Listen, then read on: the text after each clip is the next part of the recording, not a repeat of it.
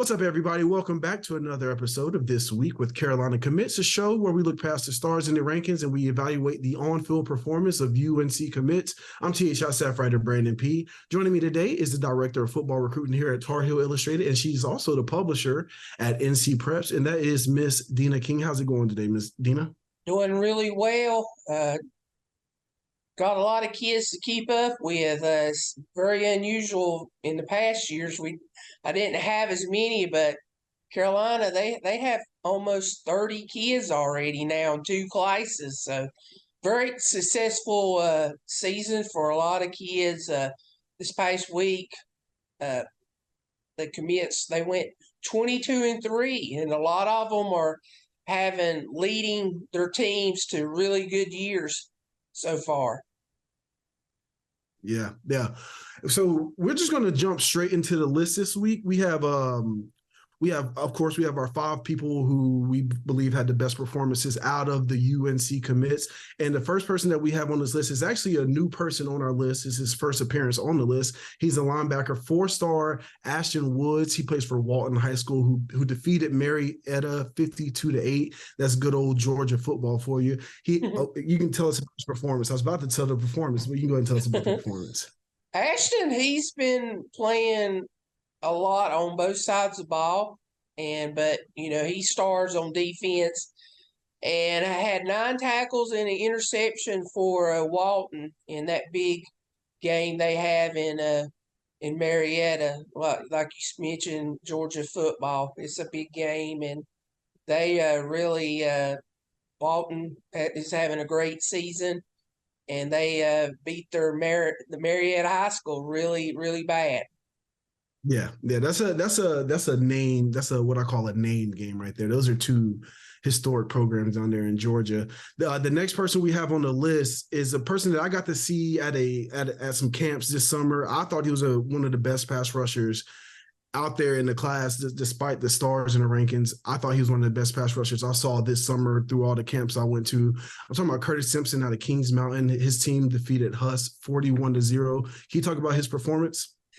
Well, a lot of coaches have your same feelings that Curtis is kind of unblockable because he comes off the end there and is primed for a big year. Against Huss, 7 tackles and 4 sacks. That's basically average for him. I mean, they play in a great county where football is king, and he's having a really stellar season for the Mountaineers. Yeah, and what's impressive about his performance so far this season is the fact that he had 20-plus sacks in the previous season. So he's already coming into this season he's a North Carolina commit, so he's coming into this season with a big reputation. So he's number 1 on everybody's scouting report. He's still putting up the same production. So that lets you know it's not just like him just being physically dominant over everybody. Is good technique, and it's something that I think that's production that could certainly translate to the next level. The next guy we have on our list is going to be the signal caller for the class of 2024, playing for Cardinal Gibbons. We talking about Michael Merdinger. His team defeated Northeast High School 38-16. Can you talk about his performance this weekend or last weekend? I'm sorry. 212 yards and 2 touchdowns. So he seems like he's finding his rhythm, and after that big loss they had to Chaminade Madonna, but Madonna is one of the top teams in the country. So it's good to see Michael bounce back. He's been on our list. I think this is the 3rd time. So they've played 4 games. They played 4 games, and he's made it 3 times. So you like to see him with good numbers there. And we know what kind of talent is in Florida. So to put those numbers up against kids in Florida is impressive. Yeah, for sure. And we had, like you mentioned, he had the bad game against Chaminade Madonna, but he slowly started to put together a really good touchdown to interception ratio, and he's putting up at least 200 yards a week. So these numbers are going to really start to add up as the season goes on, because I believe we're approaching the halfway point of the season, or if we're not there already, Well, in North It's Carolina, really we are 5. This is week 6 in North yeah. Carolina. So Yeah, it's moving along. But speaking of moving along, we're gonna have the next person on our list. He is not a newcomer to the list. He's been there before. We're talking about tight end slash athlete Ryan Ward. He plays for Rutherford High School. They defeated Garfield 47-35, excuse me. Then can you talk about his performance? yeah, Ryan, he was really pushing for the top position. I mean, total outstanding game, caught 2 passes for 70 yards with 2 touchdowns, and on defense, 6 tackles and returned an interception for a touchdown. So huge game for Ryan. Rivals has him listed as an athlete. Carolina's recruited him as a tight end, but he's showing why he's one of the top athletes in New Jersey. And I was just yeah, sorry about that. I was just about to say, I mean, I know he's being recruited as a tight end, but I feel like every time we do this, he's putting up these monster defensive numbers. I don't know. Maybe things change once he gets to Carolina. We you will never see. know. Could be Yeah, another and Chad Surratt. yeah. You know, this DJ Jones with offensive defense. You never Mm-hmm. know. Anyway, the top spot on your list this week is going to, I think, is the best playmaker in the class of 2024 for UNC. I'm talking about Javarius Green. He plays for Crest High School, historic school. They beat Ashbrook 68-20. Can you talk about how he did over last weekend?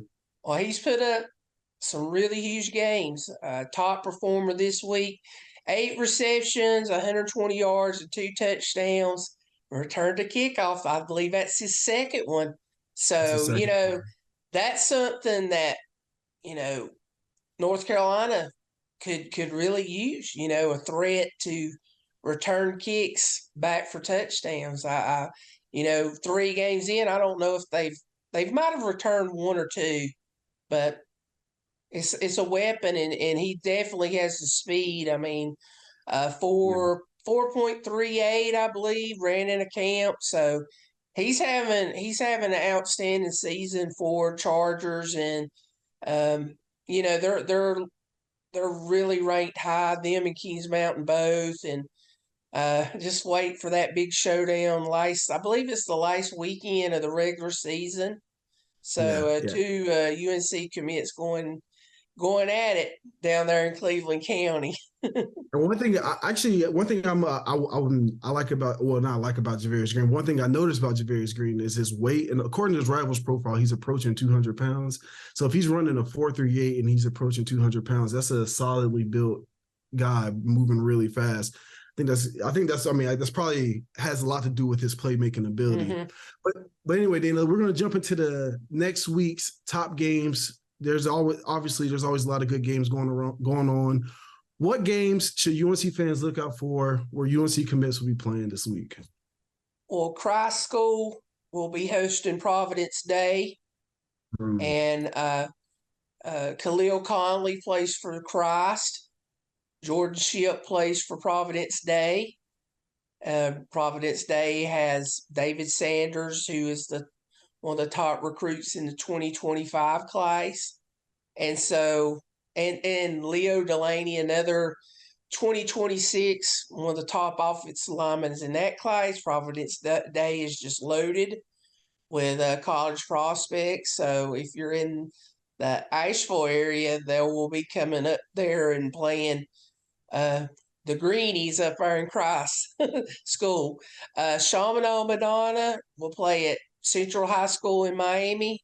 Should be a really, really interesting game with 2 really good football teams. And Madonna's, they have Davion Galls in the running back there, and they are loaded. Got a really good quarterback, some awesome receivers, a team that's loaded with college prospects, and definitely one of the top teams in the country. And then Weddington will go down to South Carolina and play Dutch Fork. Keenan Jackson, UNC commit with several other North Carolina targets, Thomas Davis, Aiden and Andrew Harris, twins. They'll go down at Dutch Fork, and if you followed high school football in North Carolina as long as I do, Dutch Fork is coached by the legendary Tommy Knotts, who won over 100 straight football games at Independence. They had that national streak going, and I like remember. 6 or 7 straight 4A titles. Chris Leaks coach, and just just Yeah, one of the best, Logan. one of the best to ever coach, I believe, because he's did it in North Carolina and he's went down to South Carolina and done the same thing at Dutch Fork. So those are three matchups I've listed. But before we end the podcast, there's been some. We're going to add a few things because some news has happened. Yeah. 4 Carolina commitments were selected on Sunday for the North Carolina Shrine Bowl team.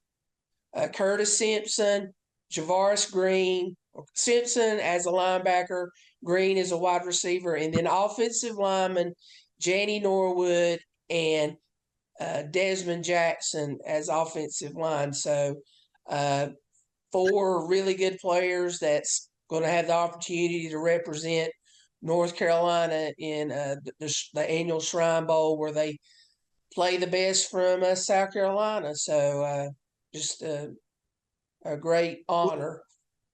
All right, Gina, I'm sorry. I know usually this is time where we end the show, but there's one more thing that I think our UNC fans will be interested in. UNC has picked up 2 more commitments in the class of 2025. Can you just talk about those commitments that Carolina picked up? Well, the weekend of Appalachian State, they had a large contingent there, recruits, and Camden Laudenslager from up in Maryland. He visited for the game, and Sunday he decided to commit. He's an athlete. I think North Carolina is going to look at him as that in the outside linebacker type jack position. So great pickup for him for Carolina to pick him up. And then this week, offensive lineman Trey Blue out of Cary High School, that's just right down the road, from Chapel Hill, decided to commit to North Carolina. Trey Blue has been to UNC a lot over the past couple years. Came to Showtime camp and did really well and earned an offer. So he has been to both the Appalachian and a game where they played Minnesota. And so he decided that he wanted to end his recruitment and commit to North Carolina. So those 2 guys joined quarterback Bryce Baker. 3 commitments so far. So the 2025 class is starting to grow a little bit. And that's what I was going to ask you about that. The past 2 commitments have come from the 2025 class. The 2024 class seems there's over 20 kids in that class. Are they done with the class of 2024? Are they sold in 2025? Well, we were kind of told that they were basically finished unless somebody caught their eye. And, there's always kids that are going to be sleepers, and, it's 4 or 5. Well, it's going to be week 6 in North Carolina, week 5 or 6 in Georgia. So they may see some kids that are having great years, and they did offer a 2024 defensive lineman from Georgia, Leroy Jackson, this week.